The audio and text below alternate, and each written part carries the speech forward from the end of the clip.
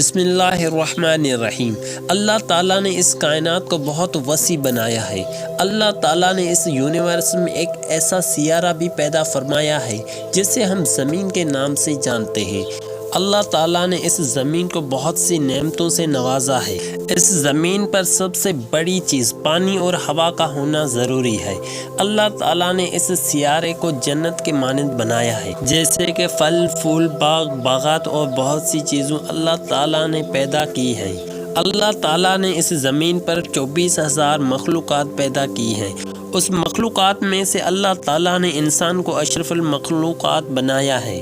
سورہ بقرہ کی آیت نمبر 30 میں اللہ تعالیٰ نے فرمایا ہے کہ اور یاد کرو جب تمہارے رب نے فرمایا میں زمین میں اپنا نائب بنانے والا ہوں۔ کیا ایسے کو نائب کرے گا جو اس میں فساد پھیلائے گا اور خون ریزی کرے گا، اور ہم تجھے سراہتے ہوئے تیری تسبیح کرتے ہوئے تیری پاکی بیان کرتے ہیں۔ تو اللہ نے فرمایا میں وہ جانتا ہوں جو تم ہرگز نہیں جانتے۔ ایسی صورت کی آیت نمبر 31 میں اور اللہ تعالیٰ نے آدم کو تمام اشیاء کے نام سکھائے، پھر سب اشیاء کو ملائکوں کے سامنے پیش کر کے فرمایا اگر سچے ہو تو ان کے نام بتاؤ۔ پیارے دوستو، قرآن کریم کی بدولت جدید سائنس نے ترقی کی ہے۔ دراصل اسلام اور جدید سائنس کی آپس میں واقفیت بہت زیادہ ہے، اور ہم مسلمانوں کا یہ دعویٰ ہے کہ مذہب اسلام کے پاک کتاب قرآن کریم کی فضیلت سے جدید سائنس نے مکمل، خاص اور اہم ترقی اور کامیابی حاصل کی ہے، اور قرآن مجید میں 1000 سے بھی زیادہ آیتیں سائنس کی کامیابیوں کے متعلق گفتگو کرتی ہیں۔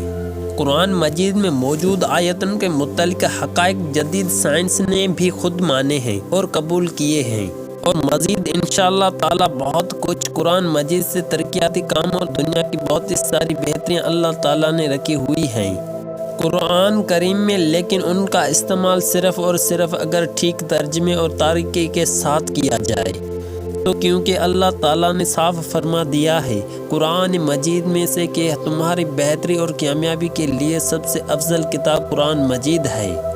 جس وقت اور زمانے سے انسانی زندگی اس سیارے یعنی زمین پر نمودار ہوئی ہے، انسان نے ہمیشہ اس فطرت اور تخلیق کے اس عظیم منصوبے میں اس کی اپنی حیثیت اور خود کی زندگی کا مقصد سمجھنے کی کوشش کی ہے۔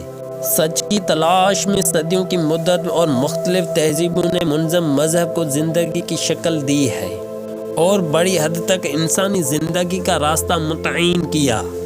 کائنات کی تخلیق، بگ بینگ، فلکیاتی طبیعت کے ماہر ابتدائی کائنات کی وضاحت ایک ایسے مظہر کے ذریعے کرتے ہوئے جسے وسیع طور پر قبول کیا جاتا ہے اور جس کا جانا پہچانا نام بگ بینگ یعنی عظیم دھماکہ ہے۔ بگ بینگ یعنی کہ ثبوت کے گزشتہ عرصوں کے دوران مشاہدات اور تجربات کے ذریعے ماہر فلکیات اور فلکی طبیعت کی جمع کردہ معلومات موجود ہے۔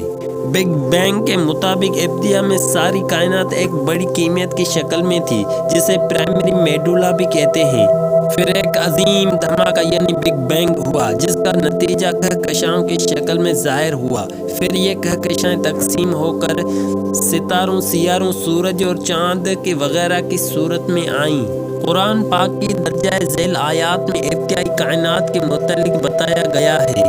ترجمہ: اور کیا کافر لوگوں نے نہیں دیکھا کہ جملہ آسمانی کائنات اور زمین سب ایک اکائی کی شکل میں جڑی ہوئی تھی، بس ہم نے ان کو پھاڑ کر جدا کر دیا۔ اس قرآنی آیات اور بگ بینگ کے درمیان حیرت انگیز مواصلات کے انکار ممکن ہی نہیں ہے۔ یہ ممکن ہے کہ ایک کتاب جو آج سے 1400 سال پہلے عرب کے ریگستانوں میں ظاہر ہوئی، وہ اپنے اندر ایسے غیر معمولی سائنسی حقائق لیے ہوئی ہے۔ پیارے دوستو، پھیلتی ہوئی کائنات 1925 عیسوی میں امریکی ماہر طبیعت ایڈون ہبل نے اس امر کا مشاہداتی ثبوت فراہم کیا کہ تمام کہکشاں ایک دوسرے سے دور ہٹ رہی ہیں، جس کا مطلب یہ ہے کہ کائنات مسلسل پھیل رہی ہے۔ قرآن پاک میں کائنات کی فطرت اور خاصیت کے حوالے سے قرآن کریم کے آیات میں ارشاد ہوتا ہے کہ ترجمہ: اور آسمانی کائنات کو جو ہم نے بڑی قوت کے ذریعے سے بنایا، اور یقیناً ہم اس کائنات کو وسعت اور پھیلا دیتے ہوئے جا رہے ہیں۔ عربی زبان کا لفظ موسون جس کا مطلب ہوتا ہے وسیع اور پھیلا دینا۔